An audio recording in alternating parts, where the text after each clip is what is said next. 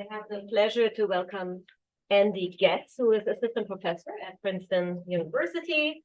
And as some of you know, Andy just dropped several mega publications in Science and Nature on social media algorithms and their political effects, and on resharing information and so on.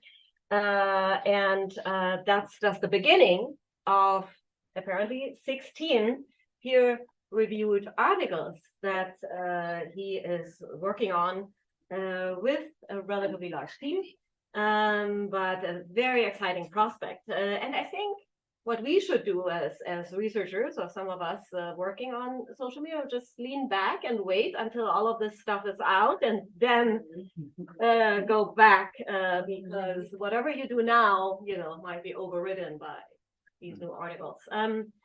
So what else is there to say? Well, normally I point out some journal titles of the person who is visiting us, and in which kind of journals they have published. But usually I look for the very best journal and start with that. Now, when I looked at Andy's CV of more than 30 articles, I was actually unable to find a single mediocre journal. So I like this. These are only really good top journals. So what do I do? So I just gonna say, well, admirable, Science, PNAS, Nature, AGPS, you name it, it's there. I could not really find a journal, so now I have to reverse my search, But I also want to mention that Andy is the founding co-editor of the Journal of Quantitative Description, Digital Media, which is a new outlet for those of you who haven't taken a look. I encourage you to take a look. It's a very good journal for that kind of work that Andy will be presenting to us. So let's join to welcome Andy in our speaker series.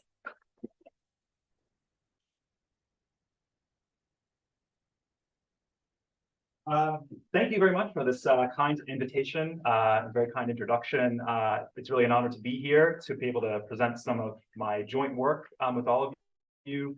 Thank you so much again for the plug, also for the plug to our journal. I was going to say, like if you ever feel sort of lost about where, like, what's a good journal, like where can I fit this article? Like, none of the journals can be a good fit. You can always create your own journal, right? And you can like make your own reality.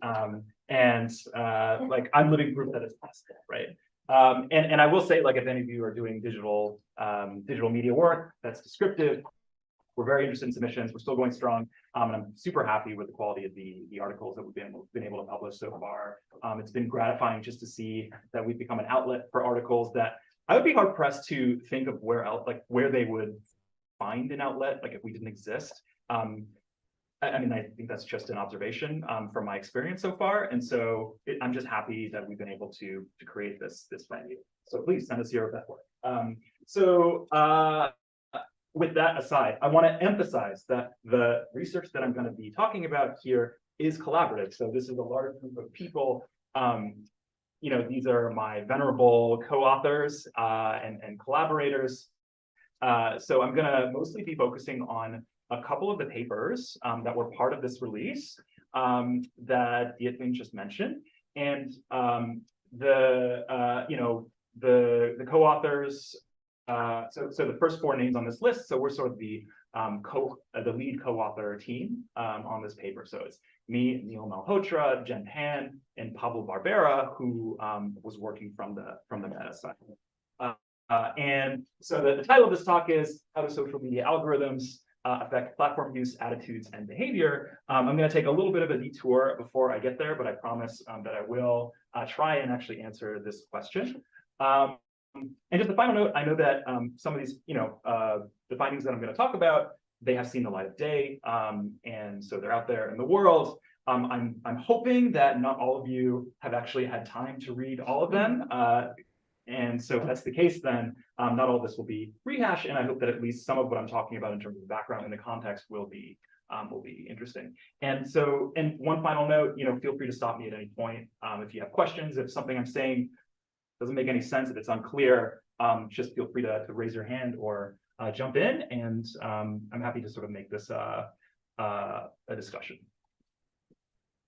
Okay, so the background to this is, and my particular interest in this particular set of studies is the role of algorithms in fostering some of the pathologies of social media and the political effects that people have been worrying about. I mean, these are concerns that we've seen coming from scholars and researchers, but also very much it's been a part of the public discussion. I know that it's been an important policy issue here as well as around the world.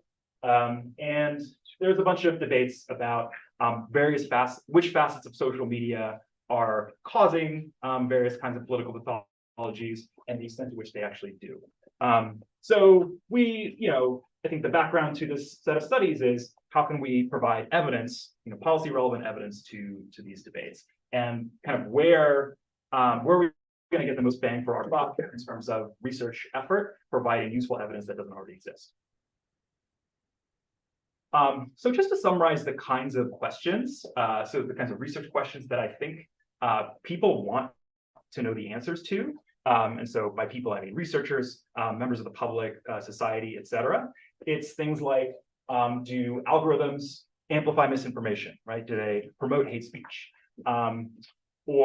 Or things about interventions. So what are the most promising kinds of interventions or design changes that we might make to platforms to encourage healthier conversations on social media?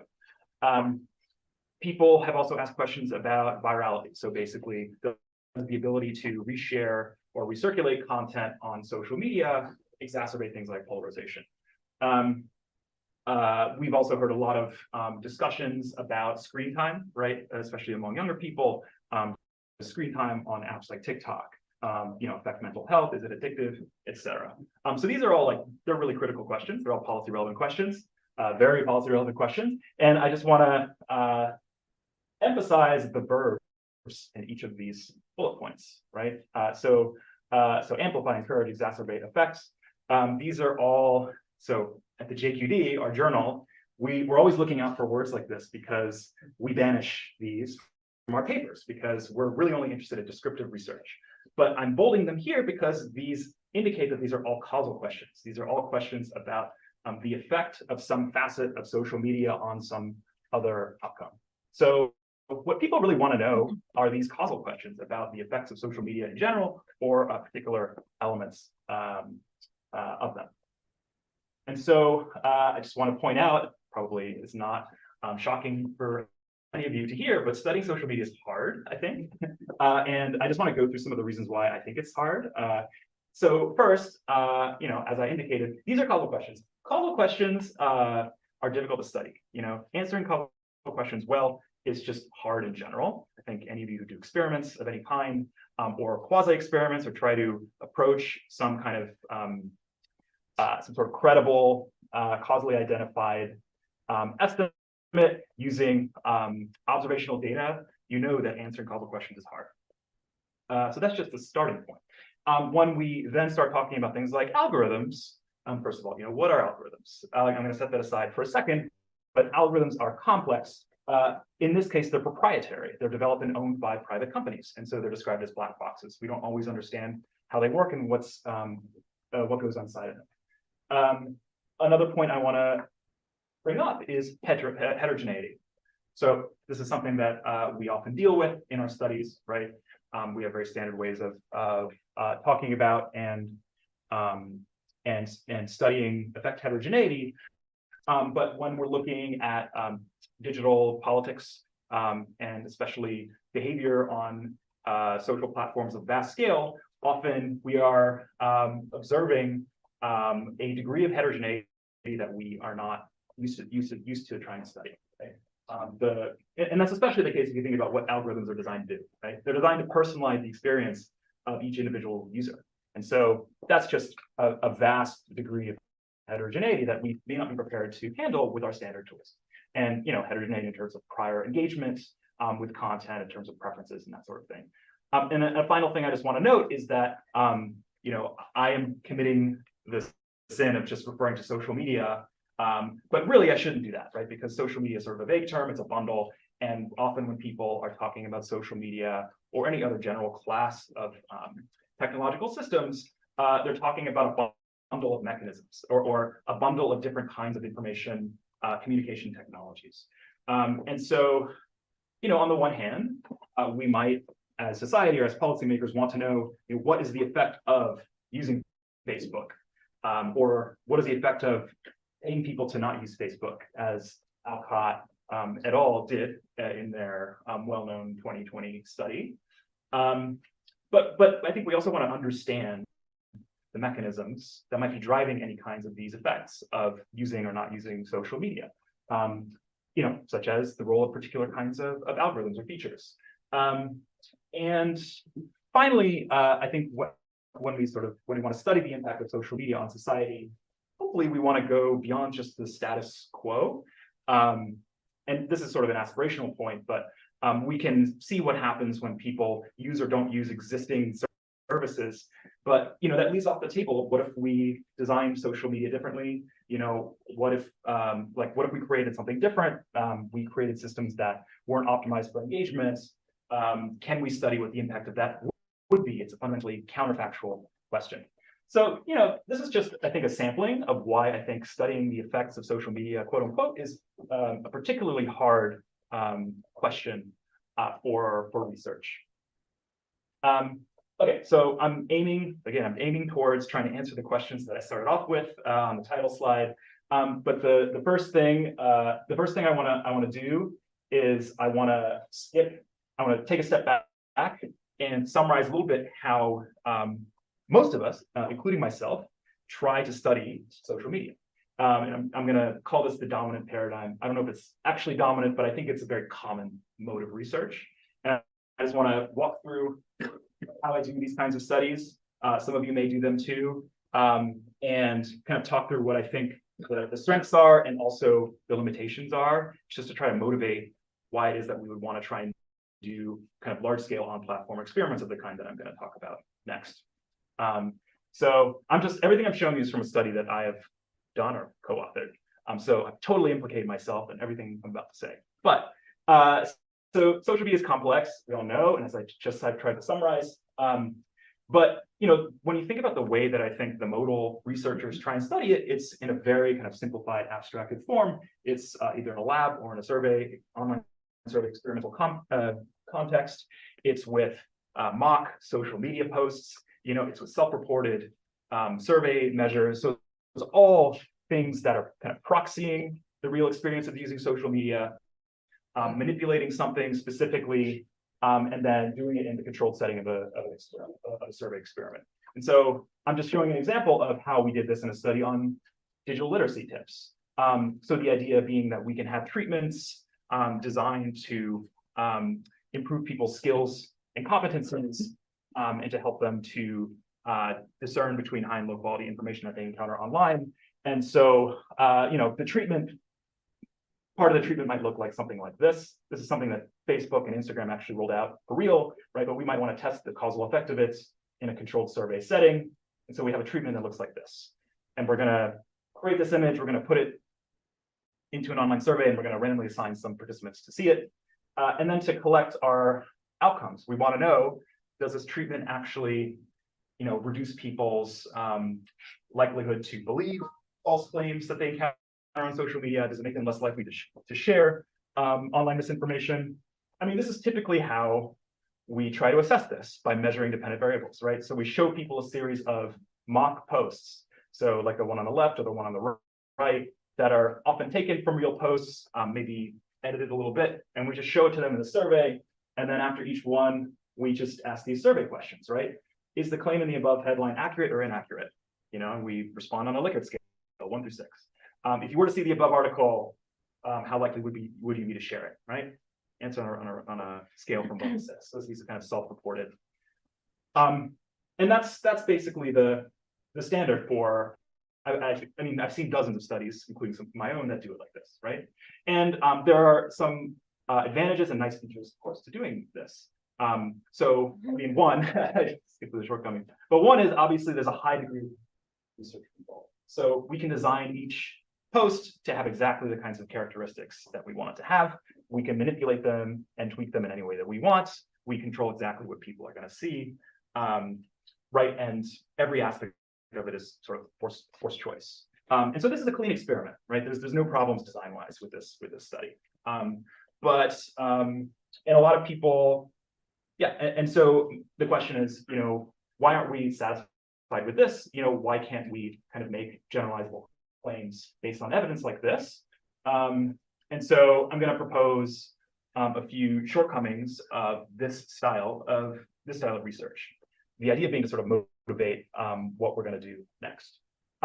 So this high degree of research control, I think, comes at the cost of generalizability.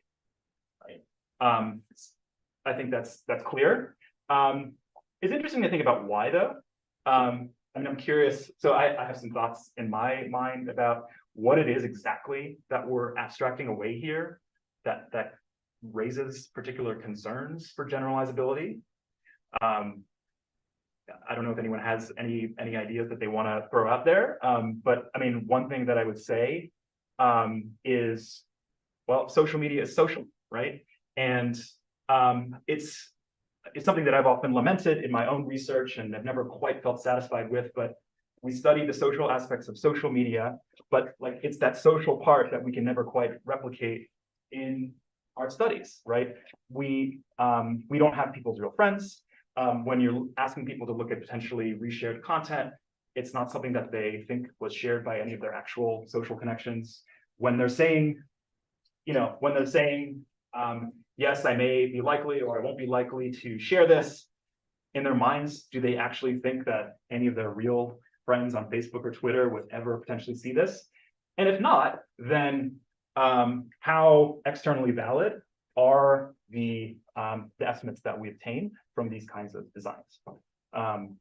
And so that's one thing that that keeps me up at night. Another thing that may be less obvious is just limitations in terms of power and sample size. I think as data quality starts to become an issue again for some of us, like you're going to hit a ceiling at some point in terms of the size of the samples that you can get, especially if you're interested in subgroups, heterogeneous effects, that sort of thing. And so that's one limitation as well. I mentioned measurement, right? This is all sort of self-reported stuff, which your mileage may vary, but that's just what it is.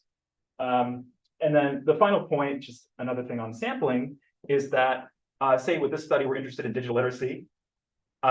We want to study an intervention that hopefully is going to be aimed at people who are relatively low in digital literacy and for whom we can increase their levels of digital skill. Well, are these the people that we actually bring into our survey? This is something that Kevin Munger and I have thought a lot about, and we've written about a little bit. And I think this is just a really underappreciated problem still, right? Our contention is that often when you're looking at samples and you're doing these kinds of designs, almost by construction, you're recruiting people who are high on digital literacy because those are the people who even know how to get into your survey sample environment. And so you're already focusing on the wrong subgroup, and it's already raising questions about generalizing to the right target context. Anyway, so that's just a bunch of issues that like I've had and we've all had probably if you study these kinds of things. So I'm going to propose that the designs I'm going to talk about in a second address most of these shortcomings. And so the reason I wanted to talk about this is because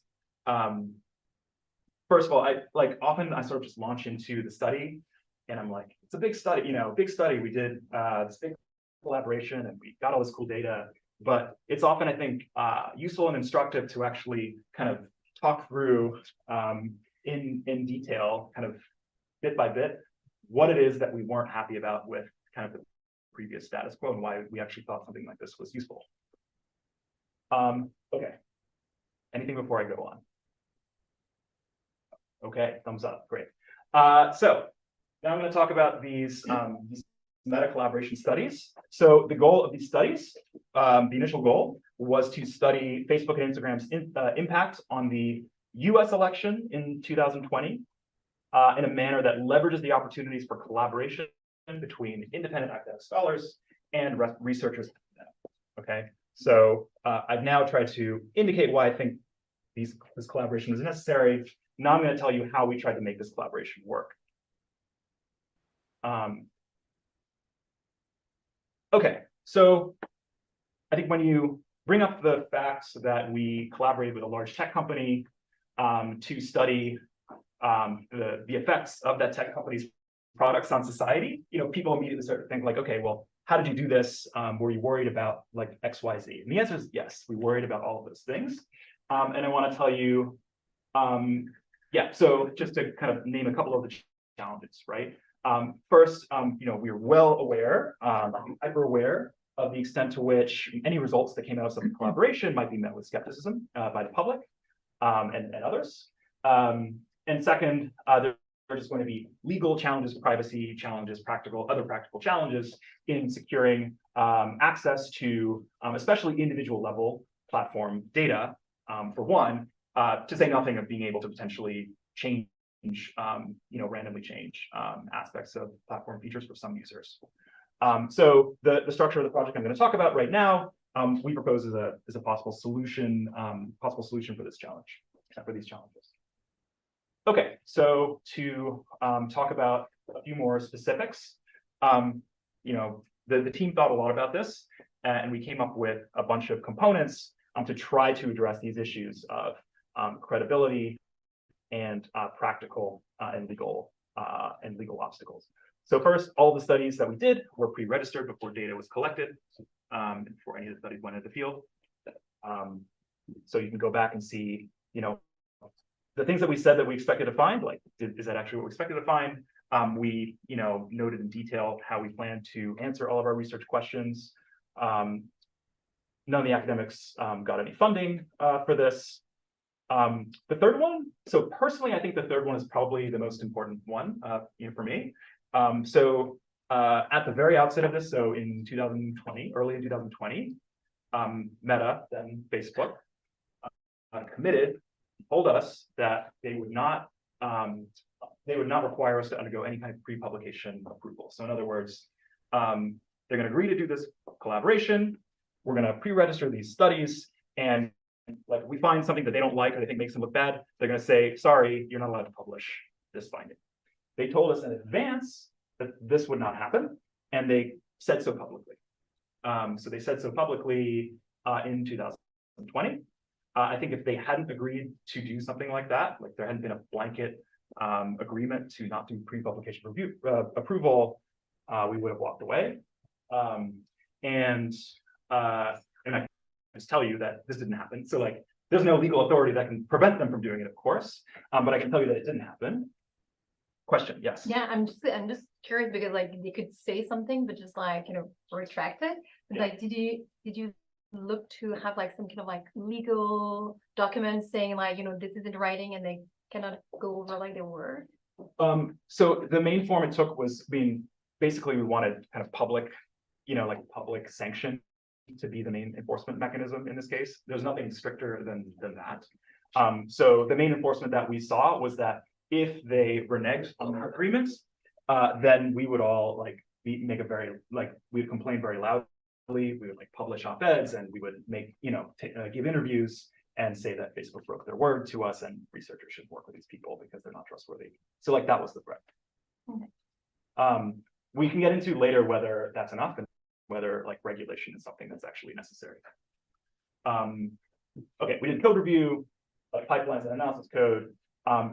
In the case that there were, so if I wasn't there before, right, there's a big group of people on the author list, including people at Meta, right? So research engineers at Meta, many of whom have PhDs in political science. So in the case that there are ever disagreements between people on the Meta side and us, academic researchers who are not at Meta, we built into our agreement that we would get the final say. So I think the thinking here was disagreements naturally occur when you have collaborations, right? Like we all always sometimes disagree with our co-authors on things. But in the case where there's some sort of intractable disagreement between people on either side of this, then the people on the outside would get final say. We went through IRB support, IRB approval for the whole thing. All user level data got informed consent from the participants. There was an external independent reporter. So those of you who are interested, Mike Wagner, who's a professor at University of Wisconsin-Madison. So he was able to observe like everything. He would like pop into our meetings randomly and take notes, and he was able to look at all the documents, and he could sort of he was tasked with giving an independent assessment of the entire project. And whether he was satisfied that it was rigorously conducted research that was independent and actually met our stated goals. And so you can look at his piece and take a look at his assessment if you're interested. And then finally, all the data aggregated to the individual level that we use for any of the studies are going to be available to any of you, in fact, are available already through ICPSR to enable replication or even to study other questions using them as variables. So that's those are some of the main elements of the collaboration model that we came up with. And I mentioned this to some of you, but one way I sort of analogize this to myself is in terms of like vaccine trials. I don't know if this makes this like more or less convincing, but I'll just say it. So in terms of vaccine trials, right? So pharmaceutical companies are, I think, not the most trusted companies like in the world. The public doesn't seem to really love big pharma, but vaccines and other medications are very important, and it's very important for society that we know whether vaccine trials are successful or not. I actually don't know how it works here, but I can tell you that in the United States, the funding for vaccine trials mostly comes from the pharmaceutical companies themselves. I think that's true in a lot of the world, and so that presents a similar potential conflict of interest, in the sense that you have big companies that have an interest in the success of certain research, but you have society that wants to create incentives. You want the incentives to be aligned so that there's research that can be produced to inform public policy in a way that makes it credible. And so there's no regulatory body, as you mentioned, to kind of ensure compliance with all of these things in this case. But I think in our minds, we were trying to sort of create the similar components of a kind of successful trial, kind of biomedical studies trial with the same kinds of protections. Okay. I'll just skip that. So from the outset, well, I'll just say one more thing. For those of us who study social media and politics, I think for a number of years, this prospect of doing on-platform experiments was sort of seen as like this holy grail. I mean, I can tell you that, I don't know, like in 2018, 2019, so this was kind of post people thinking that polarization, misinformation, and disinformation on social media was a big deal. And there'd already been a bunch of research that, a bunch of us had done.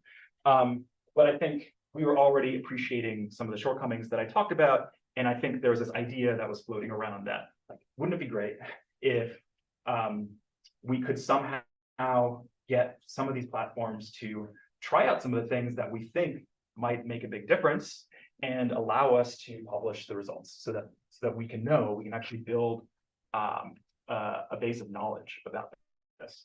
And I remember some of these informal conversations that were happening. And at one point, I mentioned digital literacy before. At one point, I thought, digital literacy, this is going to be a perfect topic for this kind of a study, right? There's very little downside. It seems low risk from the perspective of the platform. They want to roll out like some kind of innocuous digital literacy tips.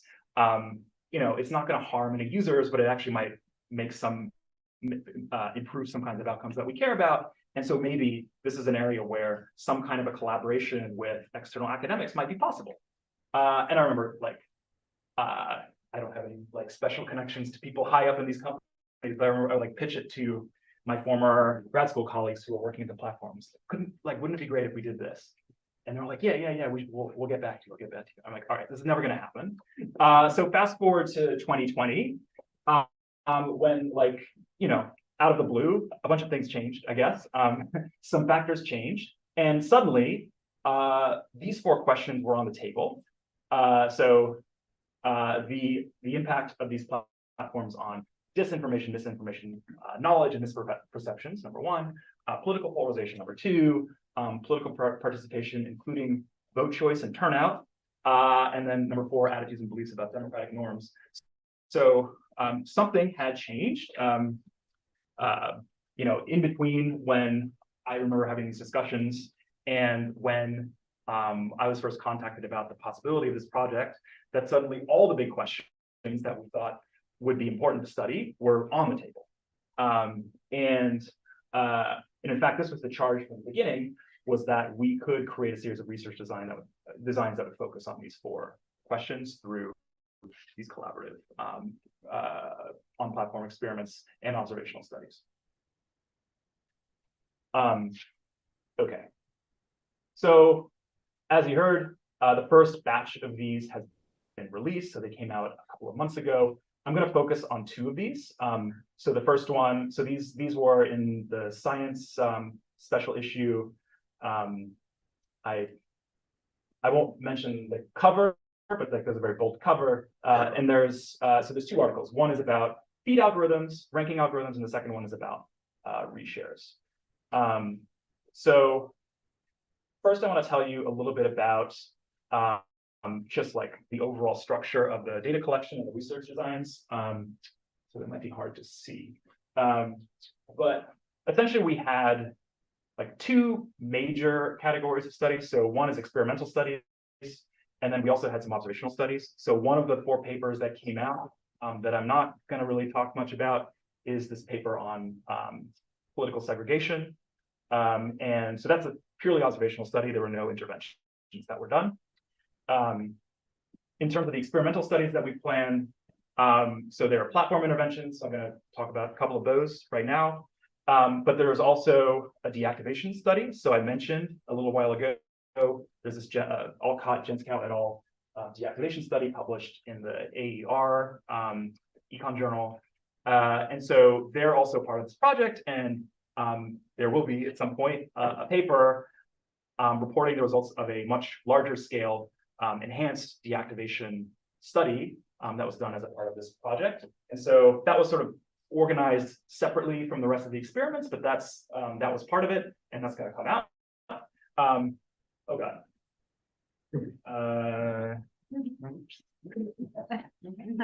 Okay. Anyway, so and so for the experiments, we had access. So we were able to collect data on individuals who consented to be participants in the studies. So as I mentioned, everyone who was in our experiments, they went through a consent process to share their survey data as well as any platform data that they agreed to share. They could withdraw at any point in the study, so they could change their minds, they could withdraw their data. For the observational studies, there's respondent level analyses we did also with consented respondents, and then there's aggregated analyses. So if you look at that segregation paper, you'll see that they report some aggregate statistics covering like 200 million plus monthly active users in the United States. So we obviously didn't ask for the consent of those 200 million plus people, but we only report aggregate statistics from them. And so those are kind of the two levels at which we're doing analysis. So for one, we're getting the consent, and for the other, there's no consent, but they're aggregated. And so the consent process, I won't bore you too much, but I'm happy to talk more about any of this if any of you are interested. But so we recruited people actually on the platforms. So people got like ads like these in late August of 2020. They knew that there was going to be a study about the election. And if they're interested, they could go learn more. And they were given some more details about the data that would be collected. And then if they agreed to do so, then they entered the study. Yeah, Angus. I see that you're like, it's the monthly active user that is the unit of sort of principle kind of. Yeah. We're just provide the sort of like a teaser there of some of the studies. Was there anything done on sort of like a truly active subset, like logging into Facebook once a month? I log into Facebook once a month. That doesn't mean I use it really at all. Yeah.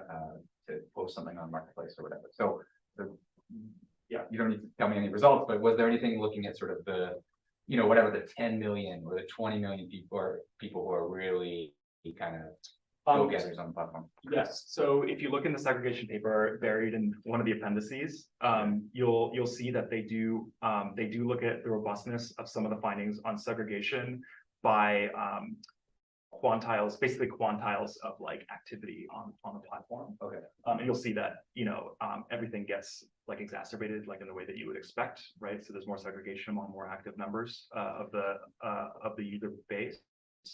And then in the experiments, we had a bunch of pre-specified dimensions along which we looked for effect heterogeneity. And so activity levels, so like prior activity levels on the platform was something that we looked at. So yeah, we're definitely, this is actually one of the areas where, like, as a social scientist coming in, like everything I know about Facebook, right, is from like my own use of Facebook, what I see on surveys of Facebook users, and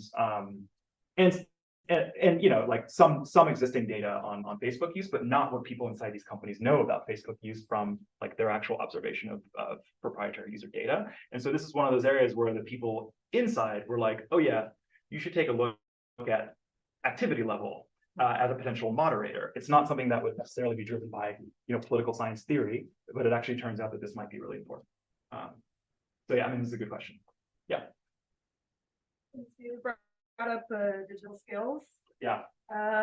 What is the possibility that someone with an ad block or a browser that natively blocks ads would see this recruitment or be systematically excluded? Yeah. Because of it? Yeah, that's a very good question. So I mean, this did not render. I mean, this wasn't rendering as an ad. Like to be clear, this is like coming up as like a post or like a writer at the top of people's feeds. I do know that there are plugins that are designed to suppress things like this in feeds. I've used them in the past, and what I can tell you. So I don't have like a very specific answer for you. What I can tell you is that they're very fragile. All of these plugins, because the platform and the way that it renders is constantly changing. I mean, in an adversarial way, right? And so like for that reason alone, I would say probably very few people were like deterred, like didn't see this because of that. But certainly there are like sample selection dynamics going on here, in which the people who entered our study, in particular the ones who went through the consent process, were different from even the most active subset of Facebook users. Certainly would be higher on digital skills on average, even despite what you said. But yeah, that's a great question. Is there any concern about missing out on users who might be like incredibly distrustful of academic institutions, professional researchers like Facebook itself, the prospect of government-funded research, especially considering you're studying something like polarization, where incredibly polarized organizations would be very successful? Yeah. So the answer to your question is yes. Like that is definitely true. My standard response to this concern, which I think is an important concern, is that is true of our study, but I also think what you're saying is true of most online survey samples. So what I am not quite sure about is whether the problems are more or less acute in our sample relative to, say, like a YouGov sample, or even like a relatively high quality kind of national online sample. I know that some people have done, including some of my co-authors on this, actually have done experiments where they manipulate the sponsor of the researcher, like changing the university affiliation and stuff like this, which doesn't seem to have, my read of that is it doesn't seem to have a huge effect on who actually agrees to participate in a study. But certainly, like, we're gonna miss some people who are disengaged and who are very low trust. I can tell you that like, so on certain things like knowledge and polarization, they're higher than average relative to population.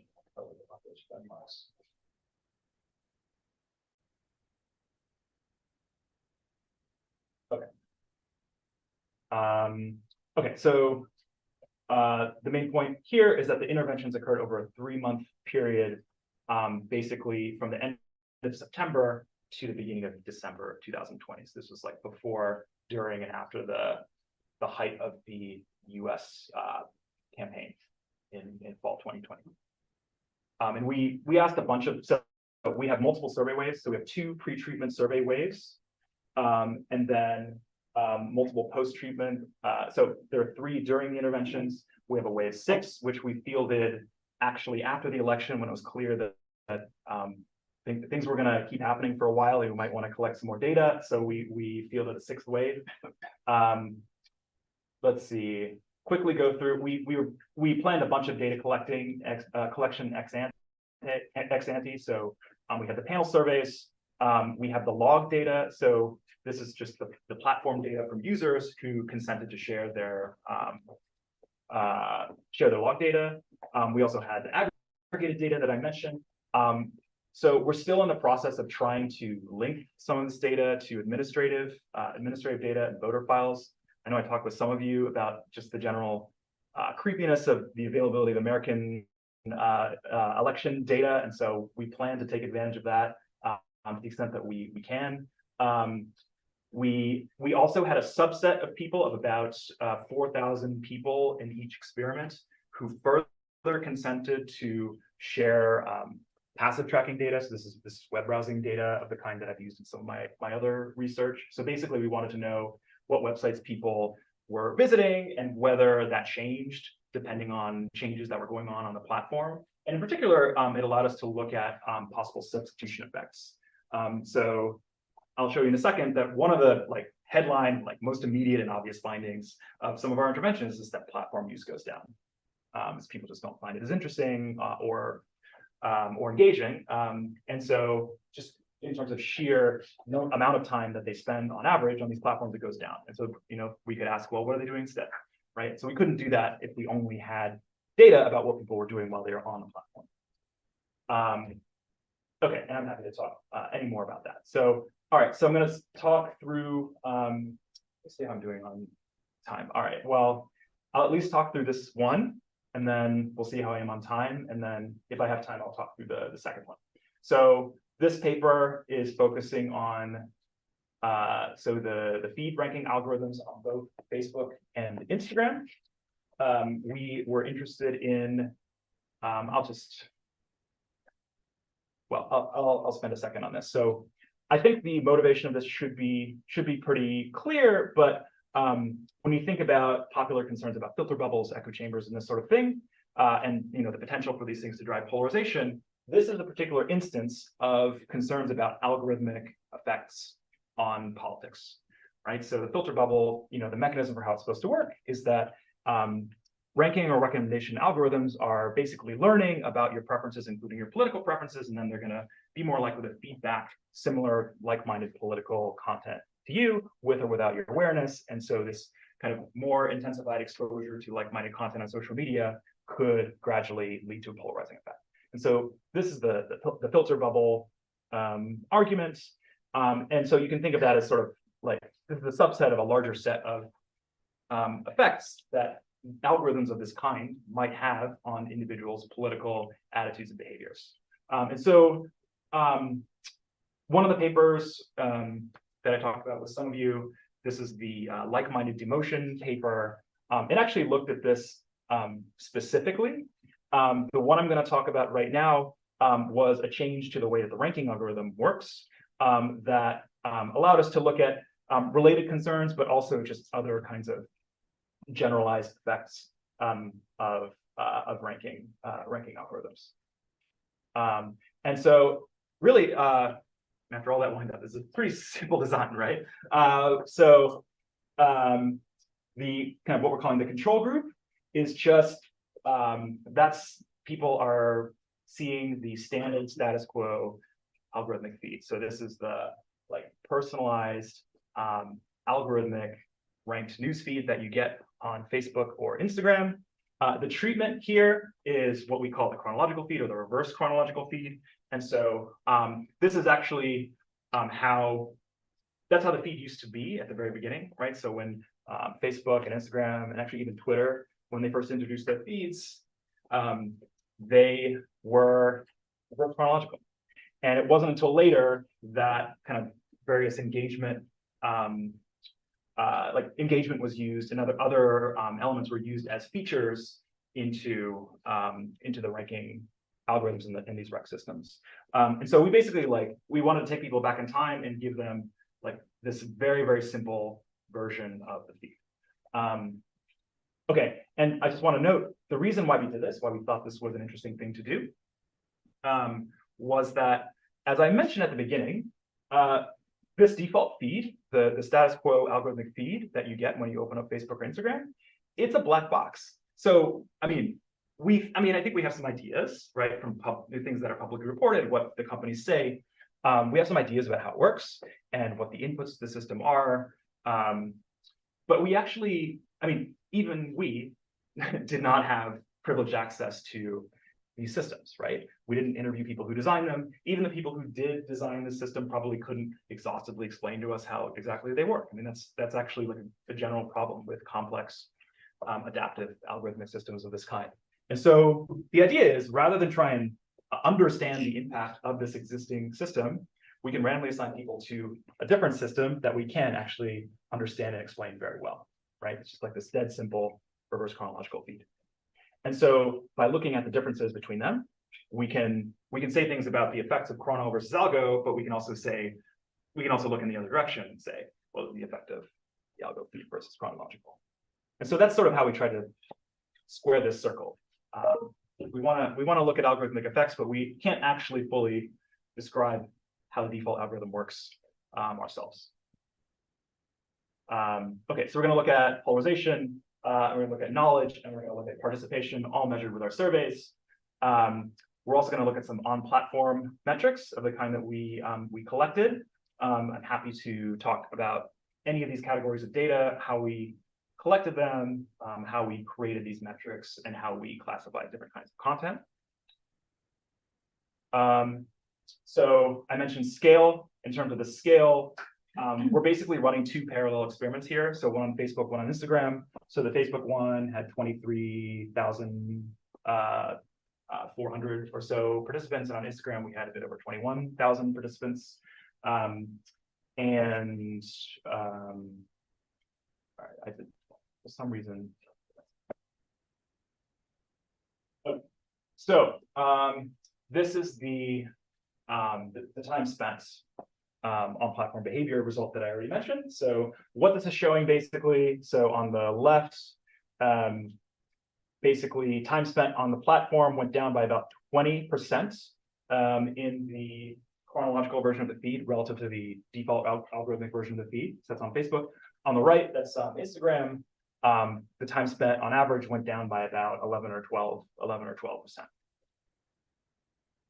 And that's generally true kind of across the board, depending on, regardless of prior activity levels.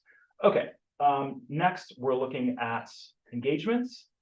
So what this is showing is that in general, there's also a decrease in engagement with content across the board in the chronological version of the feed relative to the algorithmic version of the feed. So on the left, this is Facebook. So you can see likes went down by more than half.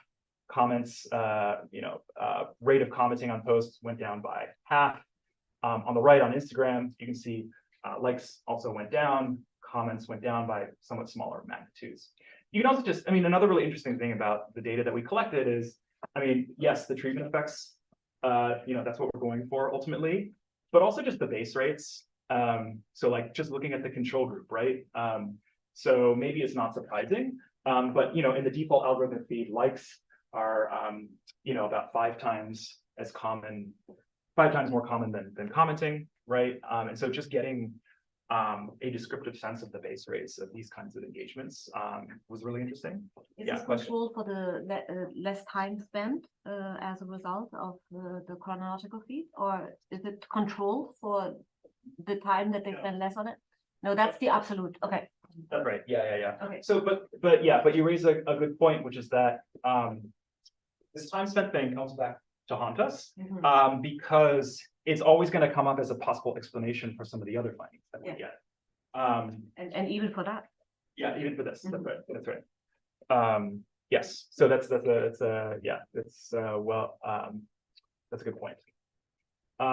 Okay. So next we're going to look at the kinds, so the origin of the kinds of posts that people saw in their feeds.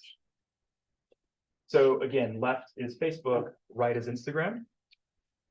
So what we're seeing is that relative to the algorithmic feed, the proportion of posts from friends goes down on average that people are exposed to, and the proportion from groups and pages goes up. And so we get the analogous pattern on Instagram. So basically, like the proxy for friends is mutual follows on Instagram. And so the proportion of people's feeds that they're exposed to from mutual follows, that also goes down. And the proportion from like purely unconnected content goes up. So I think it makes sense sort of what's going on here, right? If you think about like a purely chronological feed, the things that are going to more consistently rise to the top are going to be posts that are coming from publishers that are just like publishing very frequently. So like groups, large groups and pages. Whereas like friends, like most of your friends are probably not posting all the time. And so if you don't have an algorithm that's designed to promote posts from your close connections, that could just get very, very quickly from these other sources that are posting things, like just pumping things out there, right? So on average, when you look at what people actually see in their feeds, the friend content is getting swamped a little bit by some of the other content. So I think this is another thing that sort of, it makes sense if you just think about it almost mechanically. Okay, so now we're getting to some interesting things. So we're going to look at the effects of the chrono feed treatment relative to the algorithmic feed treatment on exposure to different types of content. So most of these are different types of content that we classified using supervised classifiers. So in many cases, these are the same ones that Meta uses internally for their own purposes. So I'm going to show you, for example, untrustworthy content. You know, it might not be a perfect classifier of content from untrustworthy sources, but it's the same one that the platform actually uses to potentially demote content in actual users' feeds. And so there's a sort of an external validity to what we're doing here, even if any of the individual categories may or may not be, you know, precisely mapping onto the concept we might be interested in. So this first one here, we're looking at just political content in general. So it's really interesting to me, first of all, again, the base rates. So yellow is the default algorithmic feed. I mean, 13, so, you know, between 13 and 14% of people's feeds is political at all. So this is in our experimental sample. So as I mentioned, these are people who are probably more politically engaged than the average Facebook user. So I don't know whether you think 13% is a lot or a little. I wasn't surprised when I saw that, but I think a lot of people who are not researchers would be surprised. So I just think the base rate of exposure to political content on Facebook and even more so on Instagram is pretty low. So it's pretty low to begin with. So interestingly, when we switch people over to the chrono feed, that proportion goes up. And so it's interesting to think, you know, about why that might be. Can't precisely tell you why, but that's what we found. Okay, so the proportion of politics content goes up. Okay, so now we have a few content categories that basically capture exposure to content from cross-cutting, what we call cross-cutting or like-minded sources. So basically, users, pages, and groups that we categorize as either being from the same side as you politically or from the opposite side as you politically. And basically what we see is that in the chrono version of the feed, the proportion that people are exposed to from moderate or mixed sources goes up.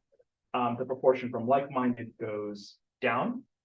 And so if you think about it, and you just flip that a little bit, that is consistent with the idea that the algorithmic feed is kind of promoting posts from like-minded sources, right? And perhaps demoting sources somewhat that are moderate or mixed. So that's our one sort of like consistent with filter bubble finding that we found. All right, so here's another one that's, I think, counterintuitive to some people. This is the proportion of the feed from untrustworthy sources. So the way this works is Meta basically has a strikes system for publishers. They work with third-party fact checkers. If the fact checkers give a certain publisher 3 strikes, then that source gets demoted because it's designated as untrustworthy and it gets demoted. So we actually we lowered the bar a little bit and we said if you have 2 strikes, then we're going to count you as untrustworthy.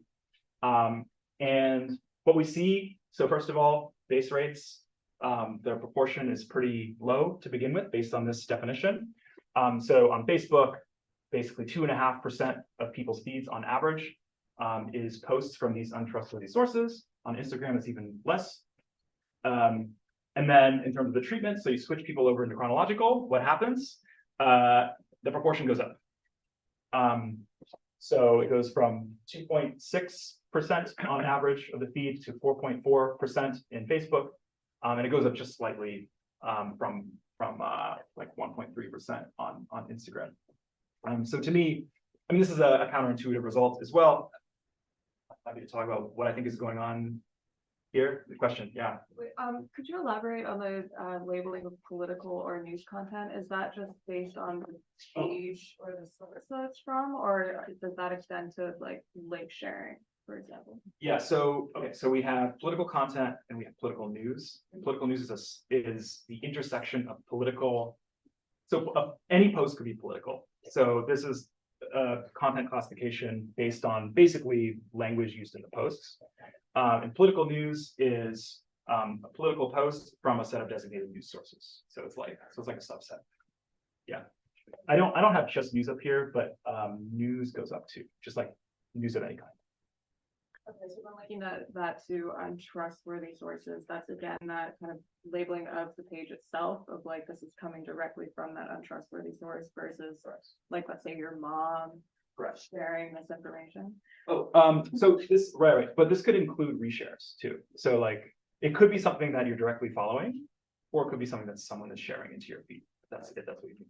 Yeah. Okay. And then finally, we look at incivility, so a portion of the feed that's uncivil. And then we're calling this last one slur words. And the reason we call it that is because we had a hate speech classifier that has a lot of false positives. So we weren't quite prepared to just refer to it all as hateful expression or hate speech. Basically, what it's picking up is the use of slur words.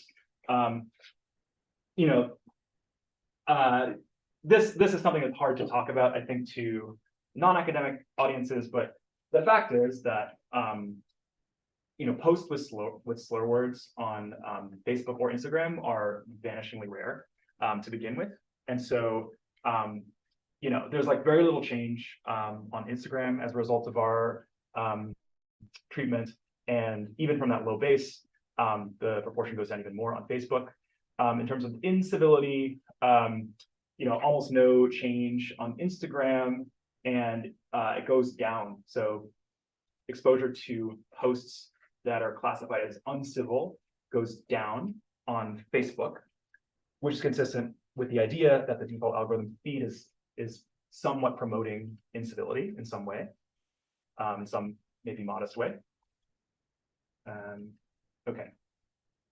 Finally, we have these survey measured outcomes. Okay, so I showed you kind of like immediate impact on platform use, engagement, then effects on the kinds of content that people were exposed to, and now finally I'm showing you downstream effects on survey measured outcomes, right? And this is probably the closest to the kinds of like political science variables that we're used to studying. So we have affective polarization, issue polarization, knowledge, a couple of types of knowledge. Self-reported political participation. So did you turn out to vote? Self-reported, we had vote choice as well, and a bunch of other things. So long story short, it's mostly nulls. Like, so we cannot, basically we can rule out fairly small treatment effects on most of these outcomes, with a couple of potentially interesting exceptions. So the first exception is this one here.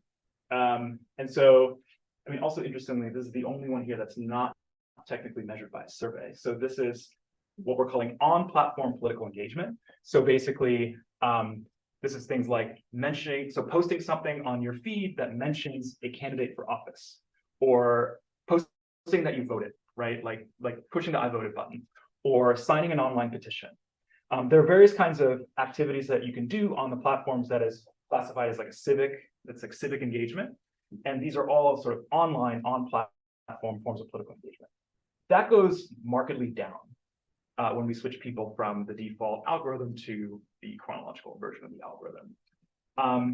So this is likely at least partially driven by the fact that like engagement across the board is going down. But this just shows you that there's some consequence that political engagement on the platform is also going down. Now, of course, when you look at off-platform engagement, political engagement, so like voting, turnout, other forms of participation, like I said, we don't really detect the change. And so one way you could interpret this is that like we're seeing changes in people's behavior on platform, including political behavior, but we can't detect that these changes persist off platform, right? So there's a disconnect between the changes on platform and those off platform. And then the other sort of strange finding that we get here is that in the reverse chronological version of the feed causes clicks on partisan sources of news to go up. And there, if you're curious about that, I can sort of talk through what I think is going on there. But we're dealing with complex systems that have a lot of sort of countervailing effects. And we got a few of these kinds of findings where it required us to kind of dig deeper and try to figure out what is actually going on under the hood. Okay. All right, I don't want to, I can go over any of these, but this is like a summary page. How am I on time? Okay. I mean, I'm going to stop, I'm going to pause, see if there are more questions, and then we'll see how we look, and then I can keep going. Yeah.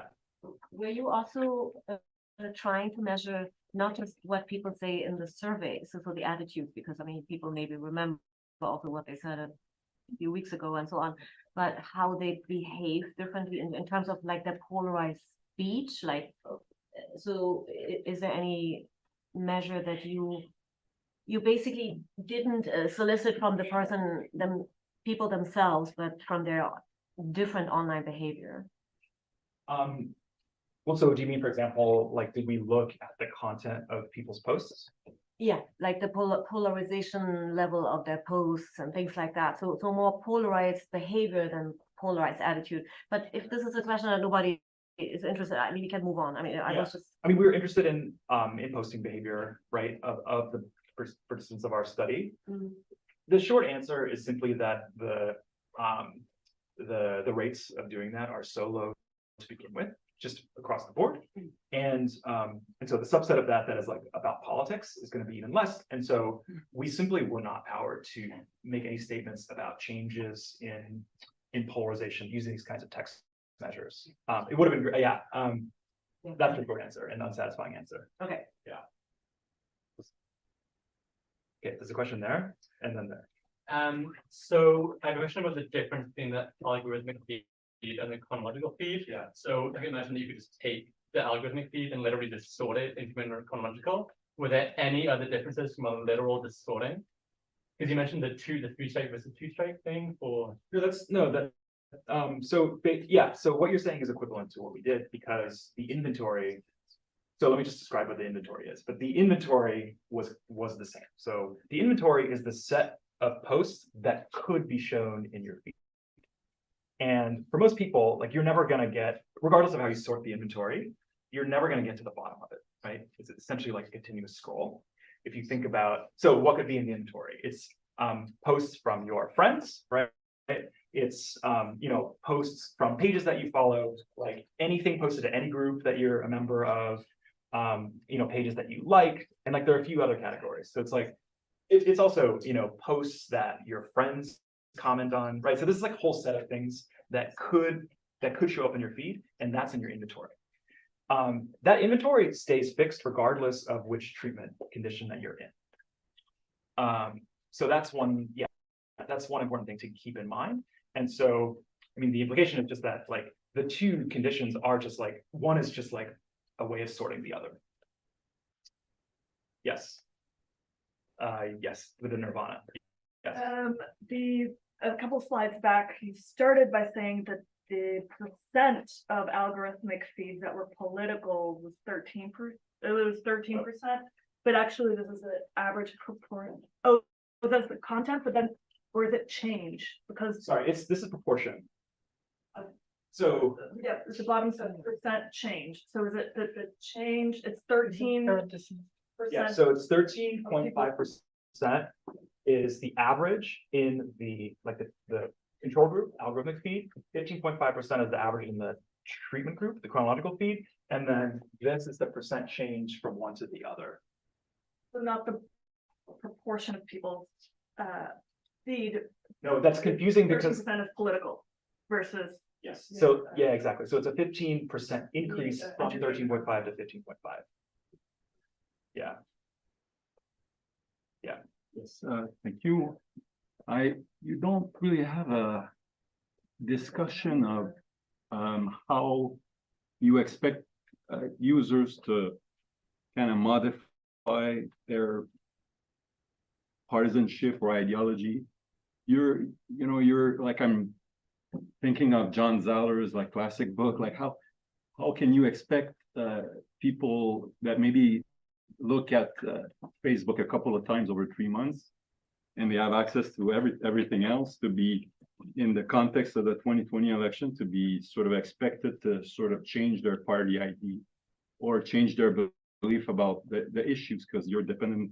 I understand that engagement with this is a great and solid finding, but to expect to have, to be able to say it has no effect on polarization in the short term, yes, but in reality, what are the expectations of the disciplines towards individuals' belief system and how they can fluctuate over time? And so I'm kind of, it's kind of swept under the rug. So I'd like to hear a bit more about this. Yeah, that's a good question. So my answer to this is that, I think probably if I were to sort of poll like the general expectations of political scientists, the intensity and duration of the experimental interventions that we're able to do would not be expected to make huge changes in people's opinions on issues. Or for that matter, their support for one candidate or another, or one party or another. I mean, I would simply, I think my political science license would be revoked if I were to claim otherwise, right? But I do think that things, when you look at the discussion about the polarizing effects of social media, this is often framed in terms of things like affective polarization, or rhetoric, like the things that people are saying on social media, right? Inflammatory rhetoric, and so my take is that the expectations from the literature on affective polarization are mixed. I think there are some studies suggesting it can change quite a lot, others where you're getting more null results, and so the place where I would expect it to find more movement from the survey outcomes would have been on things like affective polarization. I don't think that quite speaks to kind of like a Zoller type mechanism, right?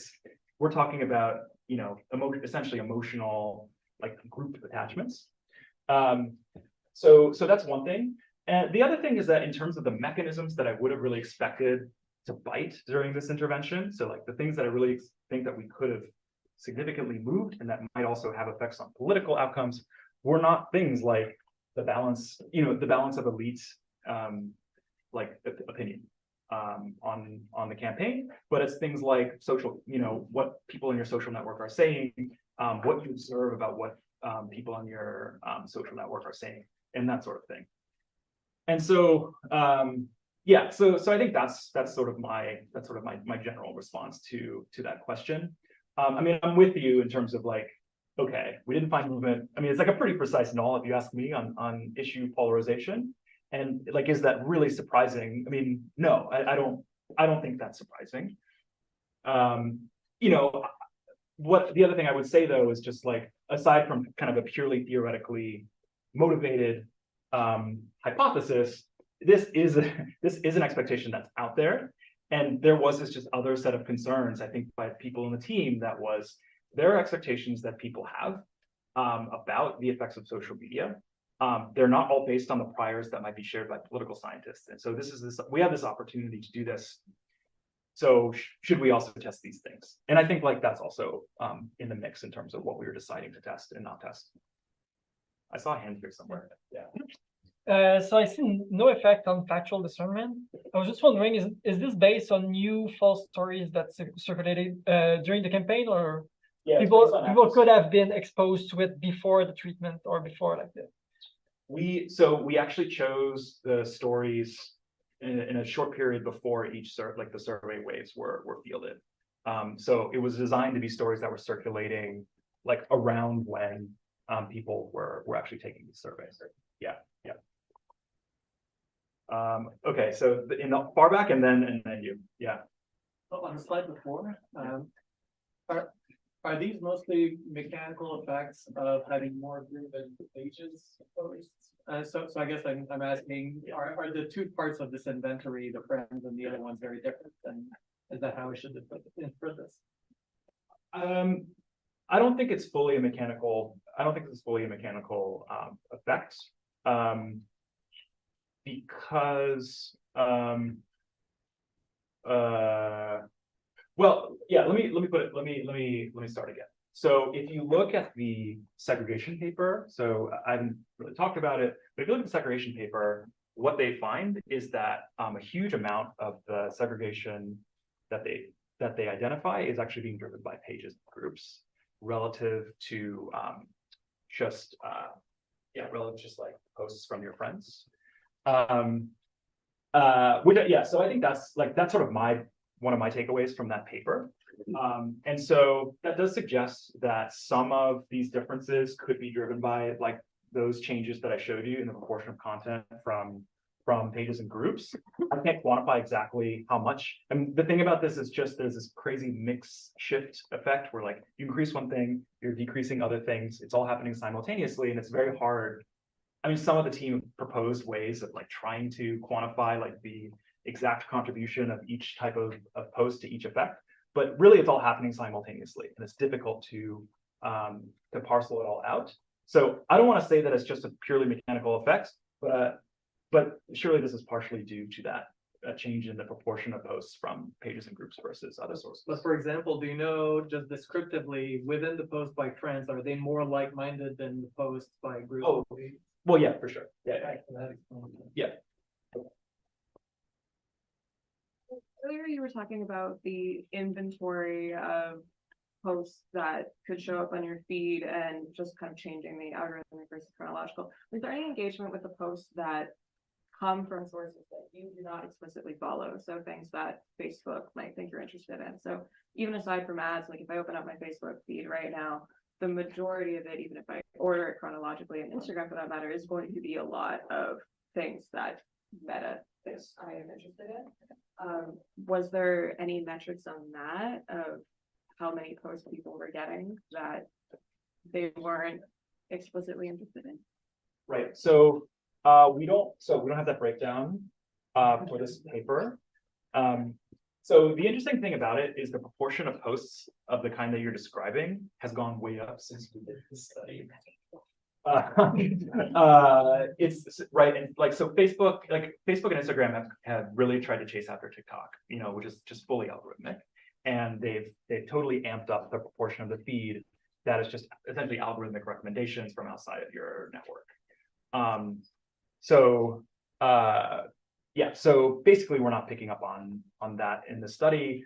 There are, like I said, in the inventory, you'll get posts. So you'll get things that like your friends are engaging with, right? So like if your friend comments on something posted by a person who you're not directly connected to, that could be in your inventory. And that's going to be algorithmically boosted because it's friends and family. So they're going to boost it for you. So that's being captured in our results.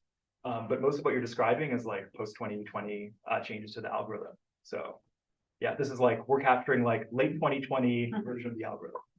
Well, like just kind of, I just want to follow up, and like just because you've been immersed in this for so long, do you think that the higher frequency of algorithmic posts would affect polarization, or any of these measures for that matter? I mean, the fact that the algorithms haven't gotten less engagement driven like over time, to my knowledge. I mean, so like that's one point I guess to bring up. I think it's possible that so these aspects of the present day algorithm might mean that it's like a more intense treatment, like a more intensive dosage. And so if we move people from that into a chronological version, then it's just going to be more of a difference. Yeah, but it's hard for me to say more than that. Yeah, I don't know.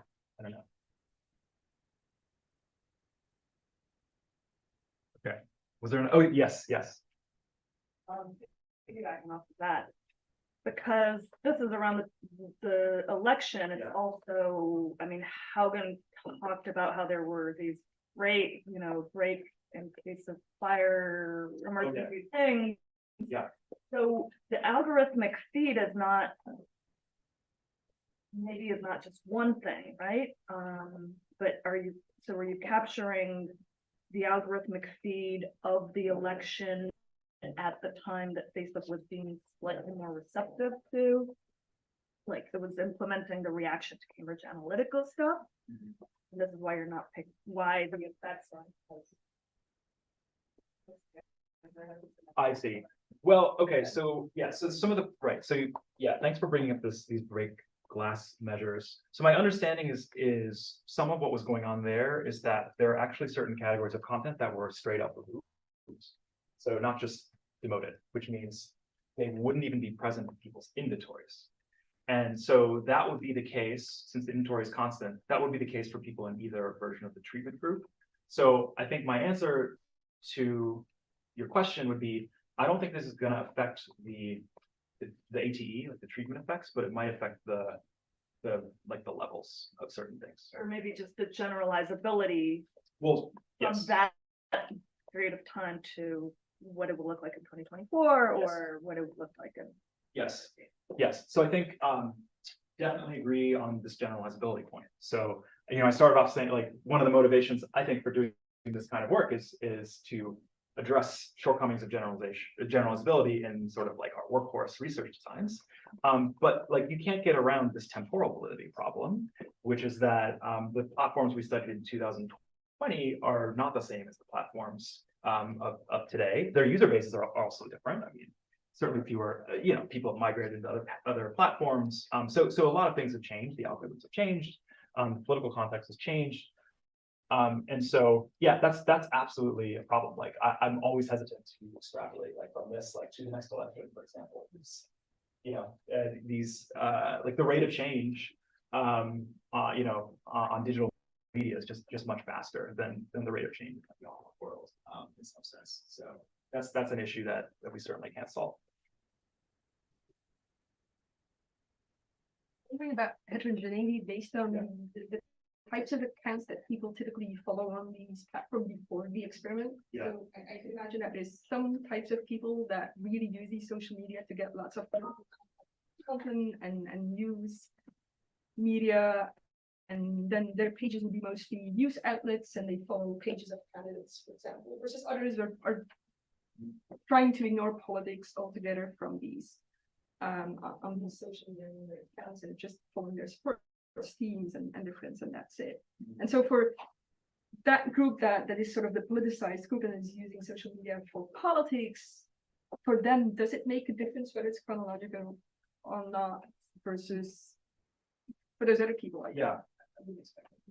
Yeah, good question.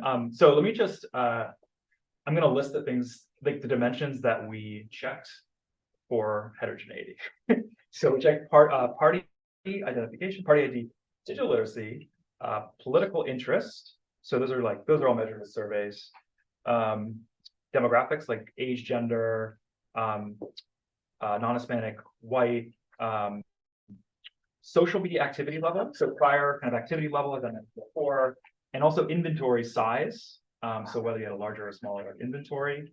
And the short answer is that we didn't find much heterogeneity among most of those dimensions.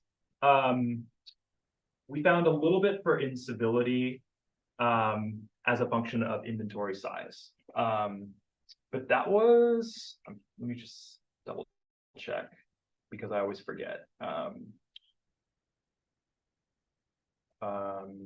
So basically where we did find any effect heterogeneity was for activity levels and inventory size, but not like political interest or any kind of proxy for political interest.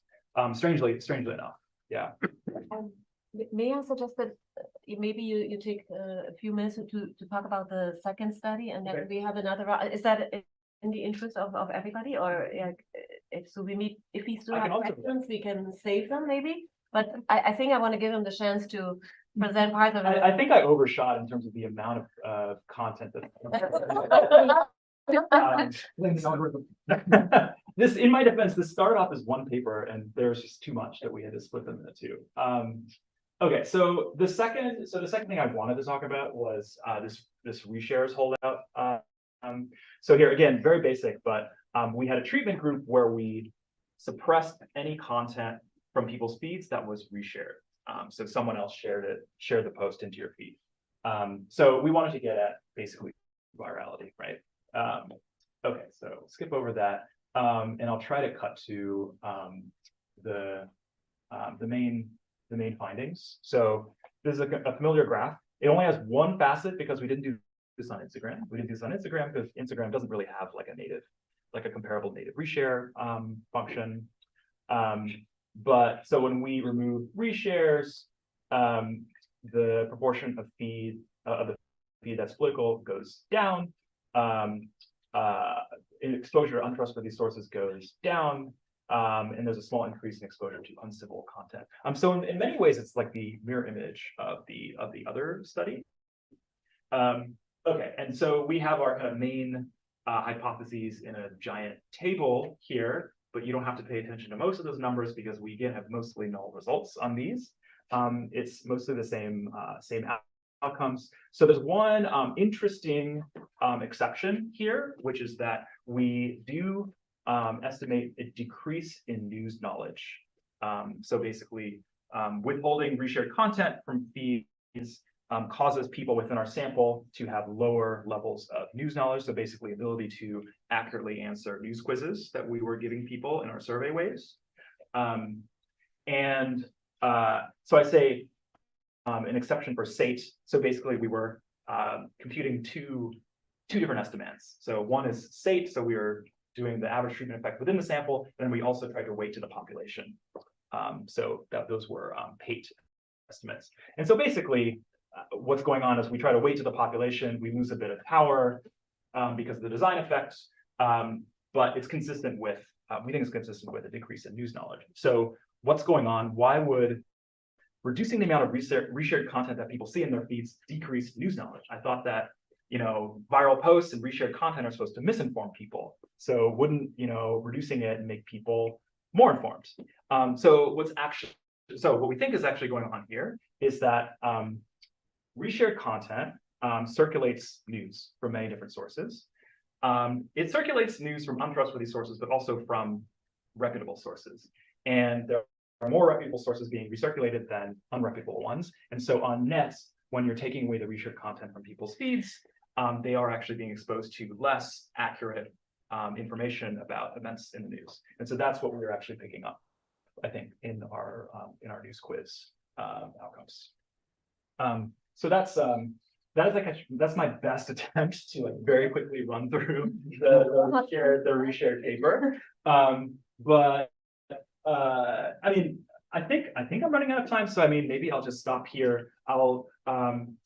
What can I say? Going back to the beginning, I do think that this approach has addressed many of the concerns that I started off with, right?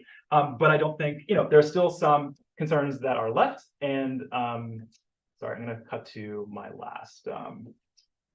I had a last. Yeah, okay. There's still some concerns, right? And some things that we couldn't solve. One of them was temporal validity that I mentioned. Another is, for kind of like a workable research design and kind of scientific process, I think a really crucial component is replicability, right? The core of science is the ability to replicate your studies. And say what you want about the kind of workhorse social media design that I have done many studies in, right? It's like you can do them all like many different times. You can repeat them as many times as you want, and so they're very replicable. So in terms of the replicability of the studies that I just talked about, I think it's an open question. And I say this as someone who's a member of this team who would love it if other teams could do similar kind of research like this, who would love it if Meta or other platforms would, try to do versions of this in future elections, or even continuously. And I would love it if these are not the last papers of this kind to ever be published. And so I'll give the last word to Gary King, who he was quoted in one of the news articles about the project. So he wasn't one of the authors of this project, but he has this quote. He says, Meta deserves a lot of credit if and only if these studies continue. If that's the end of it, then I think they need regulation. And so that gets back to the question about regulation. That also, I think, speaks to the prospects for replicability of these kinds of studies. Because, yeah, as a member of this team, like I think we did some things that are really cool. I hope that more studies of this kind can be conducted. And I think for this to be taken seriously as a model for science, they should be replicable, which means they should be conducted again on this platform, on other platforms, in other contexts, and in other times. So for me, that's sort of like the biggest open question, and I don't have the answer to that question yet, but I'll just throw it out there. And with that, if we have any time for other questions, I'm happy to take them. So yeah, right here. Do your estimates control for multiple testing? Because anytime you test 20, 30 items, right? Yes. One of them could pop up as significant just by chance. That's right. So all of them are. So we were very we wanted to be very careful about correcting for multiple comparisons, because like you said, we have a lot of primary hypotheses, a lot of secondary hypotheses. So we pre-registered that we would do this. When I show you graphs like, when I show you graphs like this one. Okay, so these don't actually show you the corrections, right? These are just 95% confidence intervals. But when we describe the results and what's significant in the paper, we're using the corrected p-values. And so one reason, I didn't talk about this result here. So trust in information from social media. So there seems to be a positive treatment effect of the chronofeed on trust and information from social media. So it's significant if we just do the naive analysis. That goes away once we do the correction. This, I think you can just eyeball, like that's going to stay significant no matter what we do. And so, yeah, we were very attuned to this problem. And this is, similar concerns, I think, led us to report as our primary estimate the PATE. So basically, all the estimates that we report primarily are weighted to the population using a set of pre-specified survey weights. Yes. Just a question on the last point you made about the decrease in, I think, news knowledge. Yeah. Could you say a little bit more about what was the survey, the kind of questions you were asking on the survey? Because I could certainly imagine certain kinds of information coming from both accurate and inaccurate sources. So, yeah. Donald Trump won the last election, Donald Trump lost the last election. Both of those make you aware that Donald Trump was, a candidate in the last election. Yeah. So it was things like so basically like a true or false question was, so this was like in the news that week. It was like, was Amy Coney Barrett, confirmed to the Supreme Court last week? So like it was something that was like talked about extensively in the news for a couple of days, and then like it wasn't a story anymore. So it's basically like, and so the measure was, are people more accurate in their answers to these questions in one treatment condition versus the other? The idea is to just pick up like factual discernment on events in the news that you would pick up if you're paying attention to the news and like wouldn't be able to know the answer to otherwise.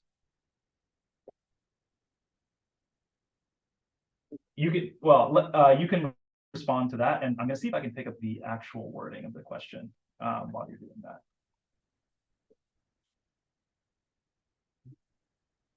Yeah, I'm sort of thinking through the question, because I could imagine, there's a set of questions that are, true, false on a factual basis that you would learn from either accurate or inaccurate news stories. Yes. And if those are the sort of questions you're asking, then, decreasing all shared news would have the effect of lowering knowledge. As you hypothesized. Yeah. Okay, let me give you a couple more examples. So the idea was basically so the response options were definitely did happen, probably did happen, probably didn't happen, definitely didn't happen. So it's like we're going to give people like things that really happened or didn't happen, and they tell us what they think. And so there's this one about the Supreme Court justice. France lifted all COVID related restrictions. That didn't happen, right, at that time. So that was one.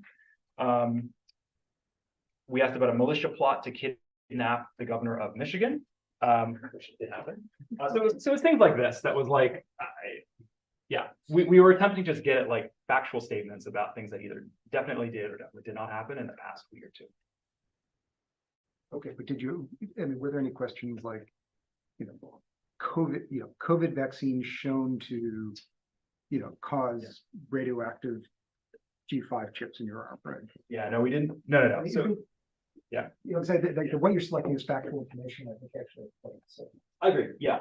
So we were not going for things like this that so that might have been a common misinformation claim, right? That you could have seen on social media. So that wasn't what we were going for with this set of questions, which was like specifically about news knowledge. We had a different battery of questions that were about discernment of like misinformation discernment, closer to the kinds of questions that you're talking about, and there we didn't see the difference. There we did not see it.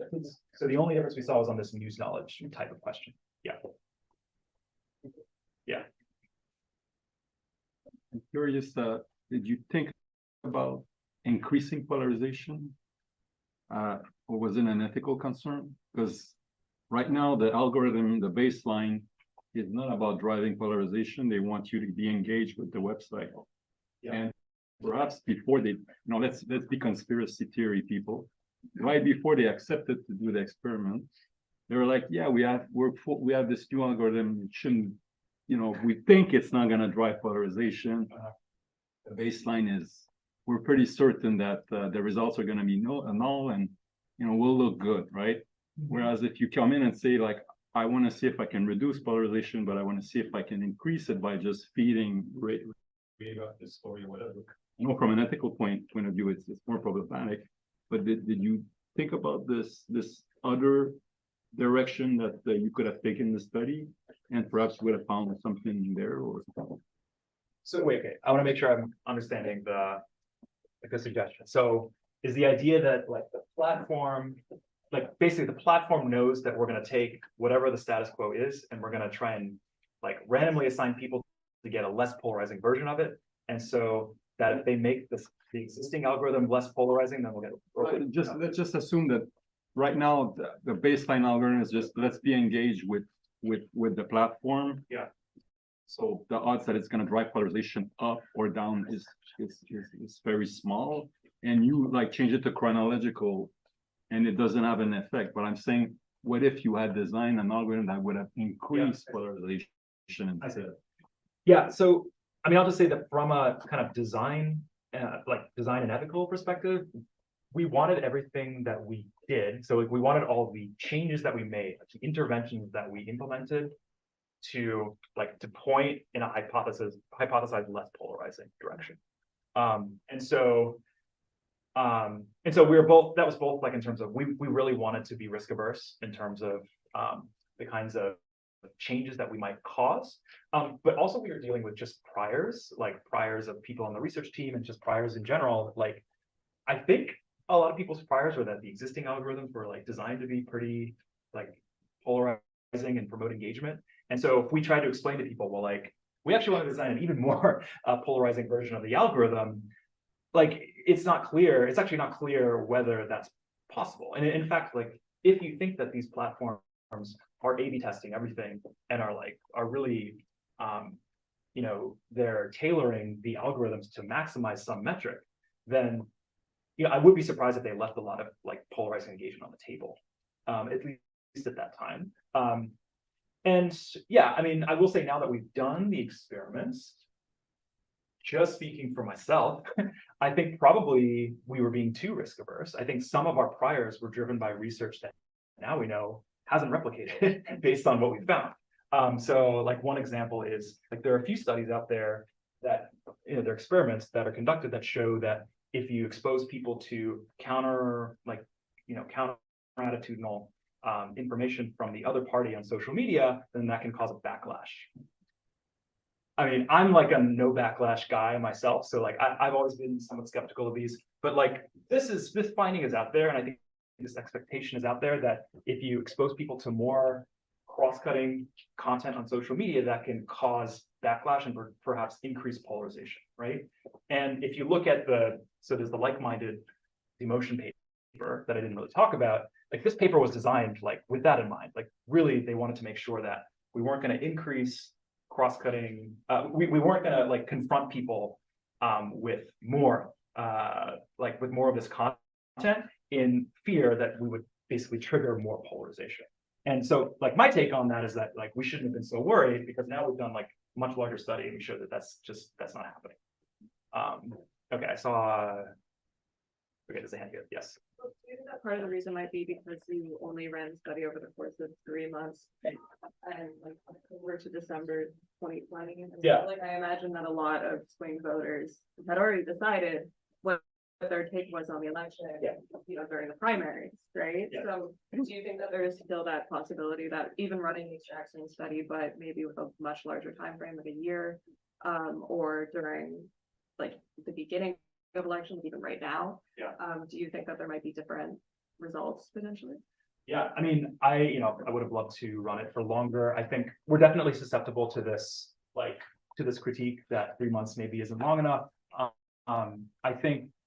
I mean, it's like a funny position to be in, right? Because on the one hand, like before doing the study, like I would have been thrilled to do a study that was like half of this length, because I think if you look at like the average length of most studies or experiments in our field, like they're on a much shorter time span. But I agree that like if you're really thinking about what matters in the real world, like three months might not be that much, especially when we're talking about things like vote choice, positions on issues which might be fairly well ingrained in people and crystallized.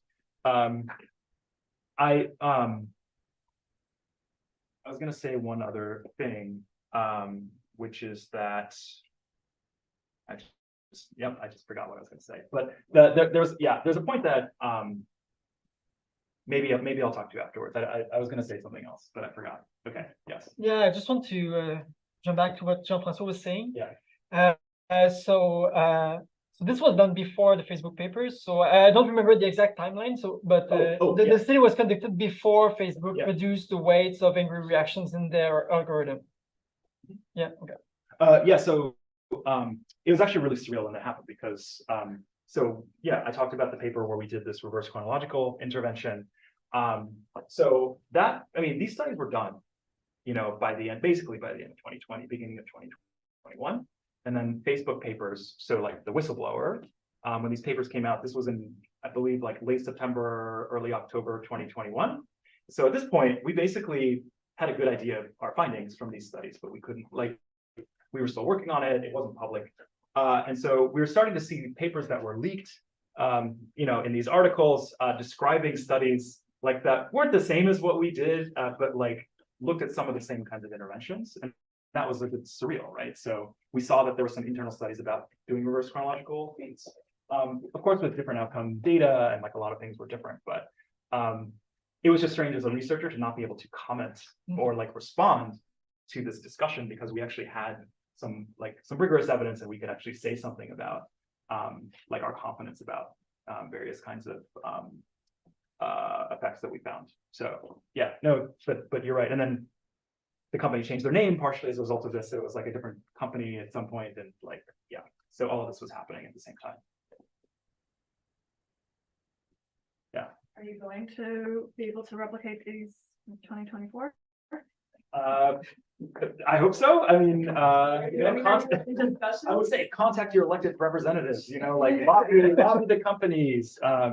Members of this team, I can tell you, members of our team are working like in Europe, right? So with the Digital Services Act, which has these researcher access provisions, and there's currently some work being done to determine the final shape of the regulations that would govern that access. And so one of the open questions is, does the DSA actually mandate platforms to collaborate on these kinds of experiments? It's actually not clear. but potentially rules could be written in a way that might open the door to more of these collaborations in a way that has some like regulatory bite to it, at least in Europe. I know in the US there's various legislation floating around, and I know that things are going on here too. So yeah, that's my answer to that. I think we've worked you hard enough. I think you deserve a nice reception now and a good drink. And also, maybe some people want to continue the conversation with you there. So that was extremely informative, super exciting, and we'll like to hear more of your research in the future. So thanks a lot. Thank you.